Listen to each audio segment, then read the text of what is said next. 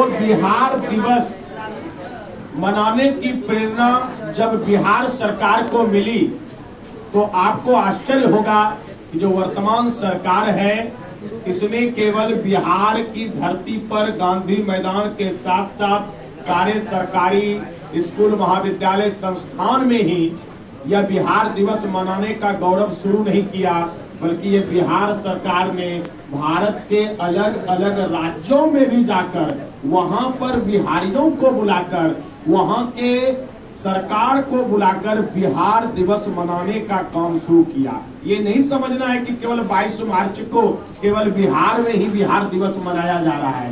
बिहार सरकार ने स्विट्जरलैंड से लेकर थाईलैंड और भारत के साथ साथ विदेश में कई देशों में बिहार दिवस मनाने का प्रण किया और ये सफलतापूर्वक कम से कम यह 15-20 साल से लगातार चला आ रहा है। तो आपको तो पहले बिहार सरकार को धन्यवाद देना चाहिए कि हम सभी जो है क्या कर रहे हैं कि बिहार दिवस जो है मनाने का काम कर रहे हैं।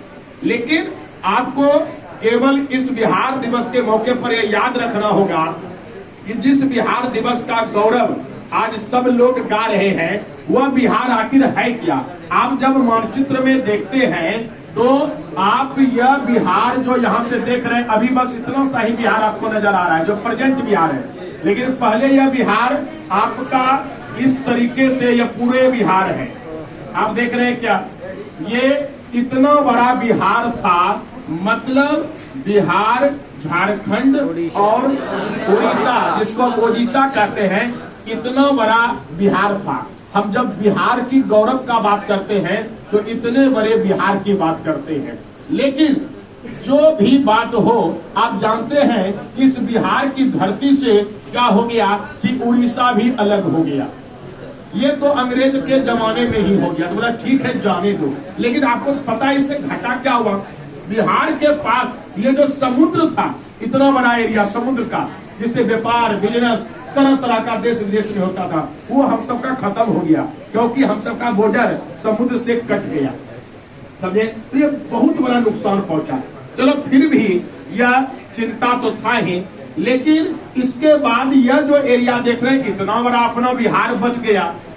ये आपको जानकर आश्चर्य होगा कि ये जितना बड़ा बिहार देख रहे हैं, पहले यह पश्चिम बंगाल और बांग्लादेश का हिस्सा हुआ करता था। ये सब एरिया मिला करके एक लाइन में कहलाता था बंगाल प्रेसिडेंसी। क्या कहलाता था? बंगाल प्रेसिडेंसी यह कहलाता था। इतना बड़ा, मतलब ये सब एक, बिहार नाम का कुछ था ही नहीं।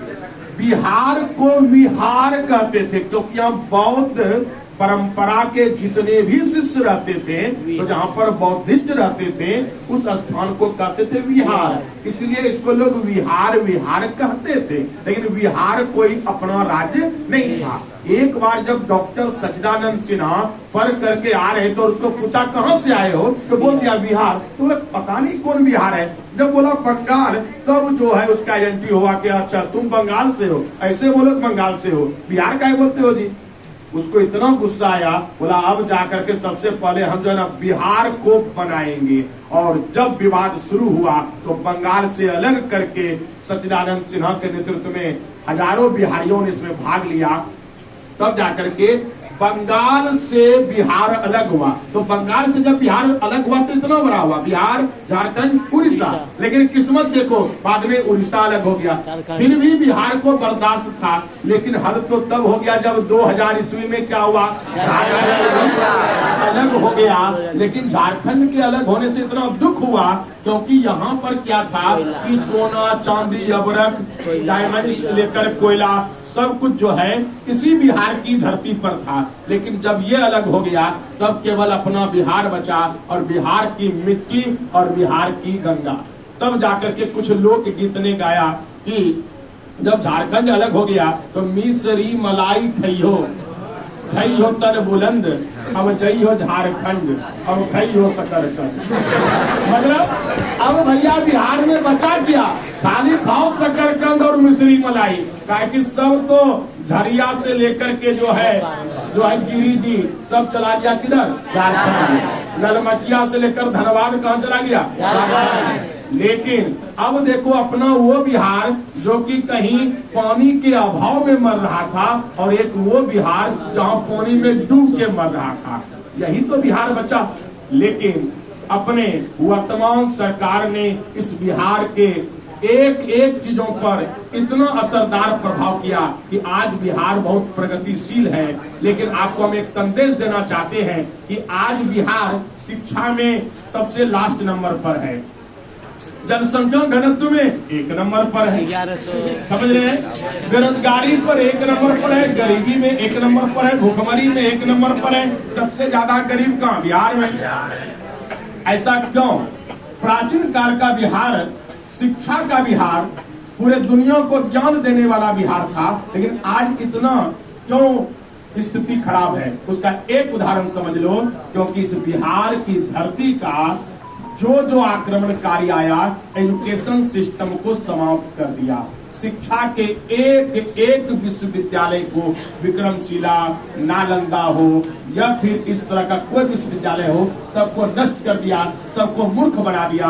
और वही मूर्खता से आज तक हम सब मूर्ख बने हुए हैं। इसलिए आपने देखा कि केवल शिक्षा को खत्म कर देने से बिहार सबसे लास्ट पोजीशन पर आ गया। इसलिए अब हम सभी बिहारी जितने भी यहाँ पर हैं, सबको यह प्रण खाना है कि हम सभी को शिक्षा के बल को आगे बढ़ाना है। पहले शिक्षित होना है, उसके बाद चाहे दुकान हो, रोजगार हो, बिजनेस हो, धंधा हो, कुछ भी करें, चाहे वह सरकारी नौकरी करे, IAS हो, IPS हो, वह तो करना ही है। लेकिन सबसे पहले आप और आपके जितने जूनियर सीनियर हैं, सबको एजुकेशन से जोड़ना है।